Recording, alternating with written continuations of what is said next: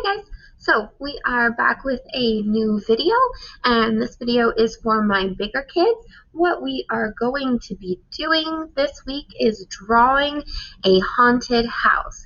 So I have some better technology, so hopefully now that I have this program on my computer in my classroom, we can have a bigger viewing area and you'll be able to see me. Hopefully you'll hear me a little better. You'll see my screen, all of that fun stuff. So what we are doing today, like I said, is we will be drawing a haunted house. So when I start a drawing, one of the things I like to do is get inspired. And when I'm trying to get inspired, it basically means I'm trying to figure out what I want to do and how I want it to look. Now, one of the things you'll have to keep in mind when drawing from reference, which is what we're doing, so we're looking up some references, some pictures to look at, is there is still a thing called copyright law. So you aren't supposed to copy someone else's art specifically, like every single thing that they've done, but you can use their work and go, hey, well, I like the way they drew this doorway, and then maybe combine it with some other ones. So I've opened up and done a Google search on, I think it was cartoon haunted houses. And I found a lot of these really cool pictures that I really liked. I love that this one is up on a hill like this. I really like the fence. I love these like creepy old trees, the bats. So this is the kind of drawing we're going for. And I know 3rd and 4th grade hasn't done this drawing, but 5th grade might have. If you're not new to Knowlton, you guys might have done this drawing before. If you want to try and do something else, you can talk to me during the Zoom class. But if you're not going to come to our Zoom session on your day at your time, then you're going to need to just do this drawing, okay? So what we're looking at is a lot of different pictures of haunted houses, and we're just trying to see what kinds of things we like from a bunch of different pictures before we get started. So I just wanted to show you some of the pictures that I really liked. And if you're like 3rd grade or 4th grade, or I mean even 5th grade, if you want to do one that's more cutesy and not so spooky, that would be fine too. But remember, you need to draw big. So I really liked this one because it made me think of, I think it was Cuphead. I can't remember the name. I think it's Cuphead. But yeah, lots of different examples. And you can see like this, when you see these lines or names or like the camera in gray over the top of something, that's honestly just to make sure that people aren't stealing it because it is copyright. So we are not going to steal it, or hopefully you're not going to steal anything. We're just going to kind of look through these for a little bit of inspiration, something to get us started. So I think I really like how this one is started. So I'm going to squeeze this over just a little bit so you can see my screen here. Maybe a little bit more. Hopefully, I'm getting used to using this program, so hopefully this all works. Sorry if anything messes up. So what we're going to do, we are going to start with just kind of the base of this house. And when you're starting with something that is architecture, so a building, a house, anything like that, the biggest shapes you're going to use for the structure are probably going to be rectangles and squares because they're a lot more stable. You will see triangles usually, especially on this one towards the top, like with the roof, or maybe some like pyramids are more triangular, of course.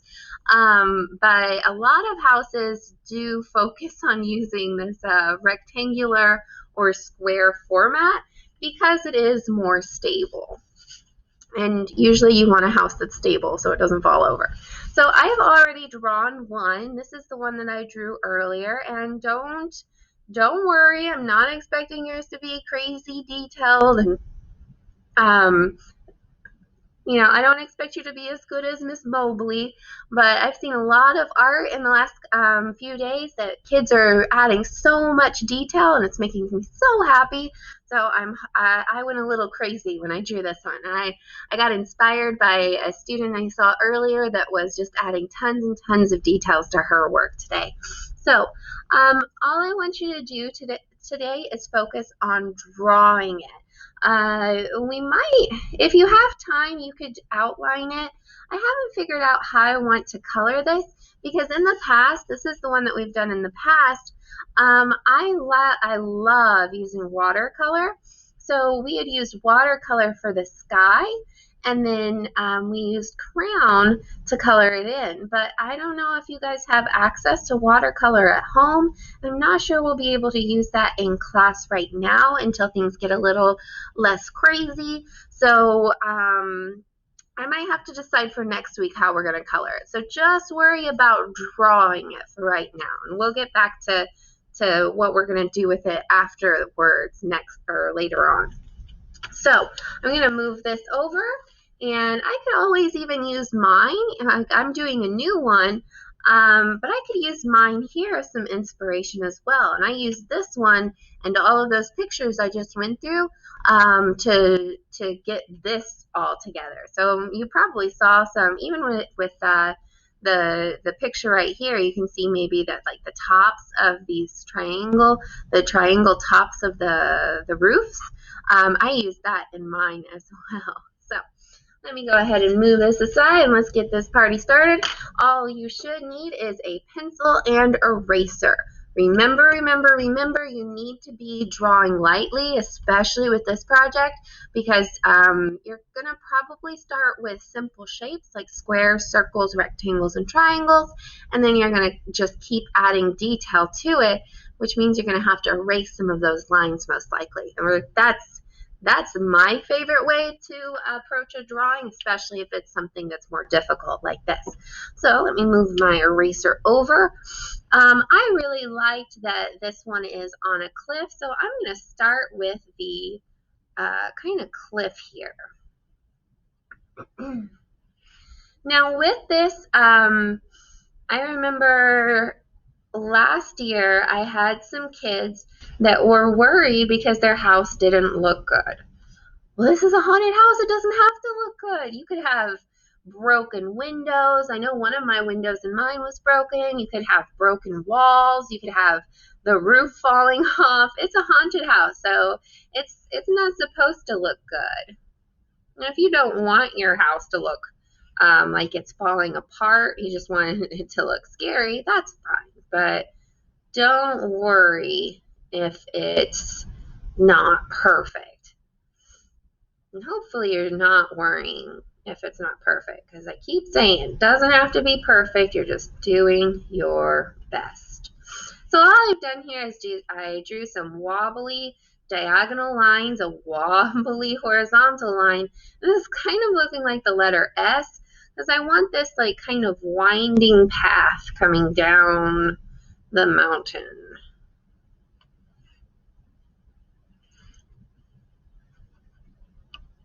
So again, remember to draw lightly.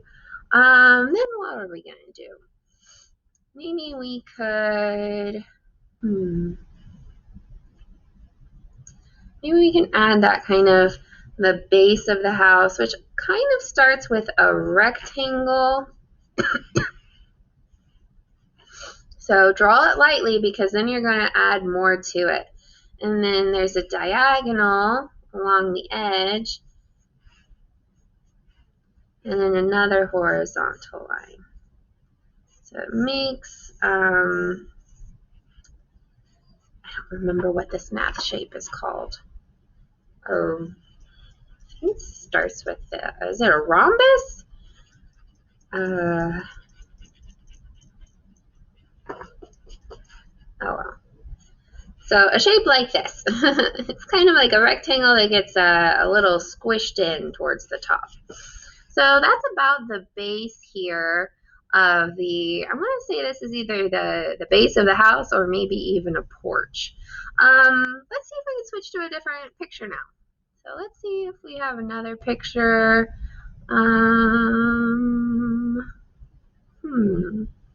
Maybe I like this entryway here, so let's try doing that. So I'm going to start with another skinny rectangle down there at the bottom. I'm going to put it more towards the middle. It doesn't have to be perfect again. Some rectangles on the side for those pillars.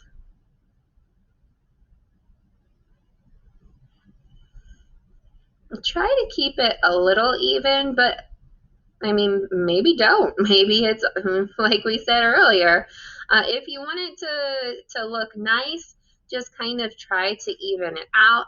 But I'm not going to use a ruler for this. I honestly think rulers make you go a lot slower, which I think also kind of kills creativity when you slow down because you start doubting yourself and you're like, well, this doesn't look good, and a ruler makes you feel like it has to be perfect, and we're not about that whole perfection thing. We're just about doing our best. So if you really want to use a ruler, you can, but I won't, and I don't suggest it. I like these little skulls, so I'm going to use those. I'm going to start with a circle. One of the things about drawing this house, though, is a lot of details will start to get very small very quickly. So you want to try to keep drawing it fairly big. If you aren't going to draw yours hot dog, then your house isn't going to be as tall, but it does still need to be very wide. So if you're going to switch it to this direction and you're just going to draw in here, that's not finishing your work. There better not be a lot of empty space over here on the sides. And if you're drawing a house like this, I don't want just this little itty bitty house and then nothing up here. So remember, there should be a lot all over your paper. So don't get lazy on me.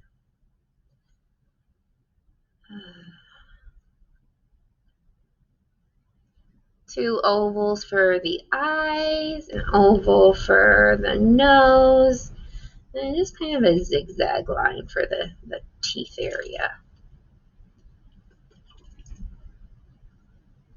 So I'm going to try to draw this as fast as I can so this video doesn't get super, super long. But remember to be taking your time on your art so it looks beautiful, so you've added a lot of details. I probably won't finish all of this in our video because I already drew one that's finished. But I'll probably finish this in class with whenever we have some free time because I love drawing, especially when it's Halloween related. So I got the pillars that are continuing up the top here in the back. Then we have another long rectangle for the top of the roof there. It's a little curved instead of straight. And then curve, curve. And this kind of curves a little too. Ooh, I like those tiles there. Those are cool looking.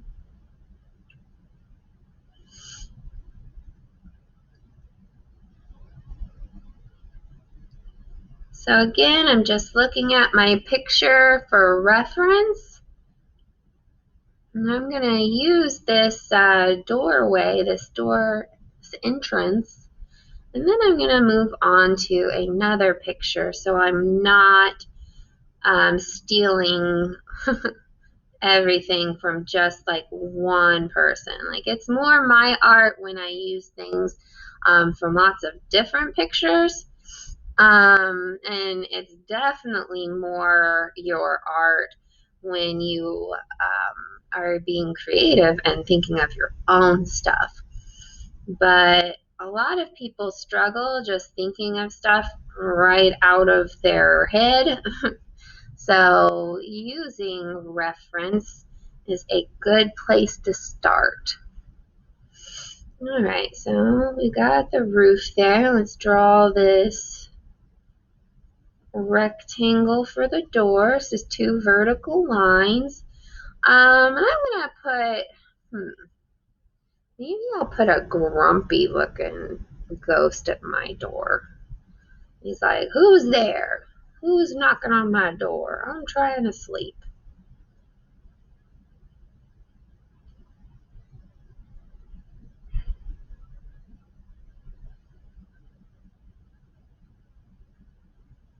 So the ghost, it's kind of a triangle shape up here, but it's just curvy.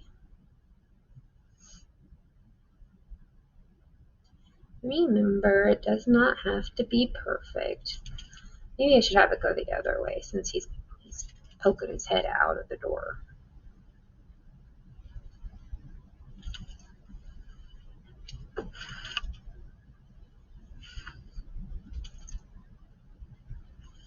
So one of the things that I really want to talk about with this is space.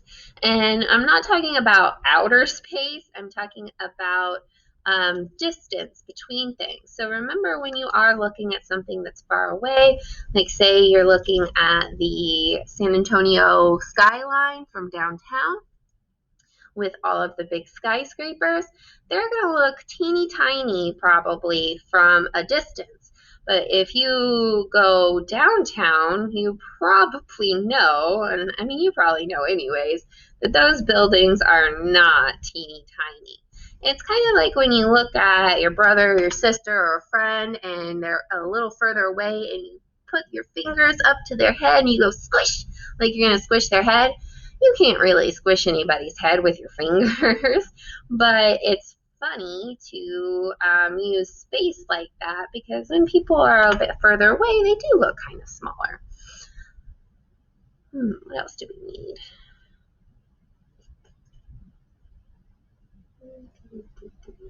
That should be good. So let's go ahead and skip on to a different picture. I'm going to use that one. Let's see this one. Where's a tree? Maybe we can add a tree now. Yeah, let's draw this tree. I love drawing these spooky trees. It doesn't always look great, but I still love it. I'm going to go ahead and move this cliff out a little bit further. Maybe make it a little more zigzaggy and jagged. And then I'm going to add that tree right on right there. So diagonal lines, I like to get the trunk of the tree first, the base of that tree, and then worry about the top parts because I think branches are the hardest to make look good and not weird and like, I don't know. Branches get weird looking real quick. It's one of the things about things in nature. They aren't perfectly straight usually. They're not perfect rectangles, perfect squares, perfect circles, or you usually won't see things like that in nature because they're more like leaves and blobs and they don't follow the rules of math really. So you want it to be kind of wobbly and going all over the place at times, but so like you really wouldn't see a straight top like that on a tree for the most part, unless somebody like cut it. So it can make drawing branches kind of difficult sometimes, but again, I know you probably know what I'm about to say. Do your best. It took me a long time to finally draw a tree that I liked, and I still struggle. Even when I'm in class, like I'll have my example all done and I'll be helping like kids in the class and I'll try and be helping them quickly so I can move on to somebody else. And then I'll see what I drew and I'll be like, ooh, I don't like that. I need to try again. So it takes time. I'm going to make the trunk here a little bit bigger. I want this to be a big old chonky tree. Alright, and then we could put a face on him. I wonder what kind of face we should use. I'm not sure. We'll have to go back to that. So we got a kind of spooky looking tree. Well, he's not really spooky looking. Oh well. He'll look spookier when we give him a face. Let's move on. I'm not sure if I want to. Ooh, we could use the sign. I like that sign. So, big rectangle with the tall, skinny rectangle for the stake. And then keep out. Or you could write beware or anything like that. Alright. So again, just skipping through, looking for different things that I kind of like, that kind of inspire me. Maybe we can use something on this one. What can we use here? Maybe that kind of rectangular. Let's just pull a rectangle out this way, or a horizontal line, and go up, and make it into a rectangle. So one of the things, I got distracted. One of the things with space is some things are going to be in front of others blocking stuff. So if I cover my hand or my face with my hand, it doesn't mean that my face has magically disappeared. It's just in front now. So you would not, if you were drawing me right now, you wouldn't be drawing my face. It doesn't mean it's not back there, but we don't have X-ray vision, so you shouldn't be drawing things that are blocked by other things. So if you do have this building or this haunted house behind the tree, you're going to need to make sure that you don't draw through the tree, or if you decide after you draw your building to draw a tree, you need to make sure that you erase the stuff that is behind it. Let's see, what else can we do? Let's go ahead and just pull this down. Maybe we can make a more jagged cliff here too. Make it different looking. So again, as I'm going, I'm like, maybe if we change this, and that's how you make it more into your art instead of having to worry about somebody saying, oh, well, you copied this from so-and-so. Just some little rocks. All right, what else can we do? Maybe, where's that one picture that I really like? Now let's move on to this one. So we could add some, this one's going to be so different looking from anyone that I've ever drawn. So if you can't draw this shape, for the roof, what I would suggest you start with is draw a triangle, a very large triangle, very lightly, because again, you're going to be erasing some of it. Then just draw kind of a curved line, and then draw one up above it, and just kind of connect them. Again, it doesn't have to be perfect. Now you can go in and erase those lines that you don't need.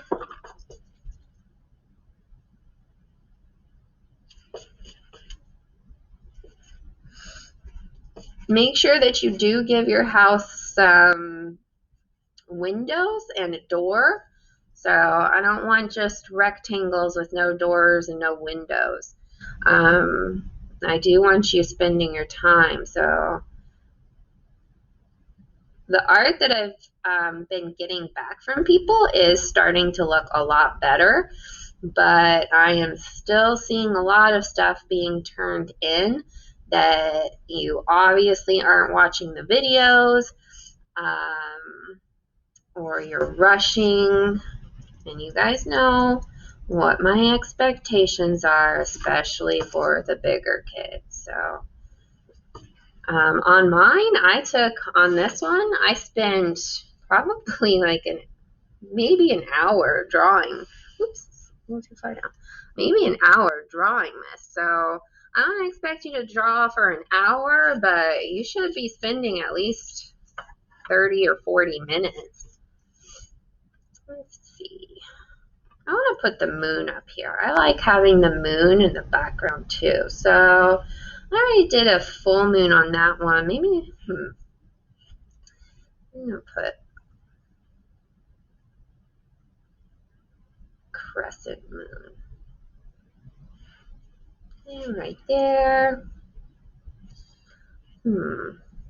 Maybe we can use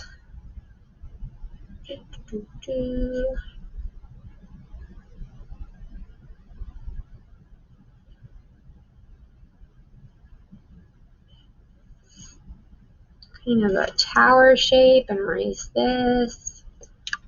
You could even have little shapes or little buildings that come off the side. I really enjoy putting like this little weird shape on the side sometimes or on the roof, because in some older buildings they just like randomly add on this kind of shape for a chimney. I always thought that was kind of cool.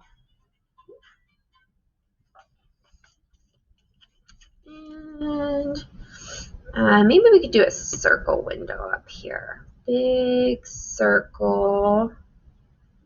Kind of almost looking like a clock tower. So when I do the circles for windows, one of the things I like to do is just this kind of L and backwards L like this, and then just curve to connect.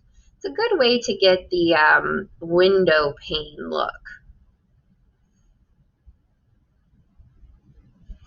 So you don't have to really erase then. What's something else we could do here? Let's just put a big triangle. Let's just go for it. Some curvies. Bring it down and see how I put that tree branch. I did not draw through it.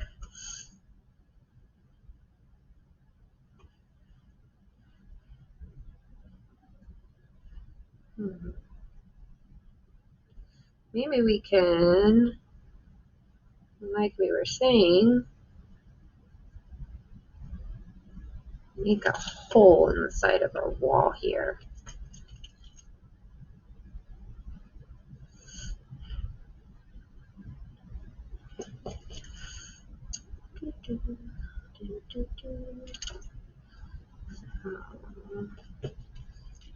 I just made that a little wider so it would line up a little bit better. And just pull this line down. Erase that line because it's behind here and this one's in front. Maybe we can do a broken window right here.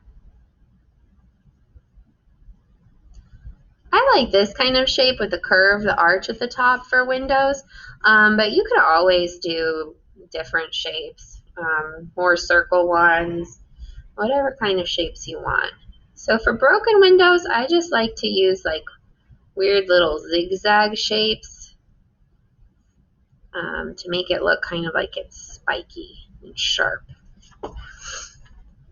Try to think of some other stuff we can do. How about some bats? With the bats, I like to start with the letter M, and then a little bit further down, kind of like a W that has a really long horizontal line, or just a V, horizontal line V. And then all I do is make a big curved line, curve, curve, curve, big curved line, curve, curve, curve. That wasn't perfect, but that's okay. I am almost out of time, so I'm trying to get this a little bit further done for you guys. So curve, curve, curve, curve, curve, curve, curve, curve. I erase that part of the roof because the bat is in front of it and blocking it. So I'm going to go ahead and stop there with the video. All you're going to need to do is just keep adding more and more details. So I could put some more windows right here because there's a lot of empty space there. So you guys should know at this point that I don't like empty space.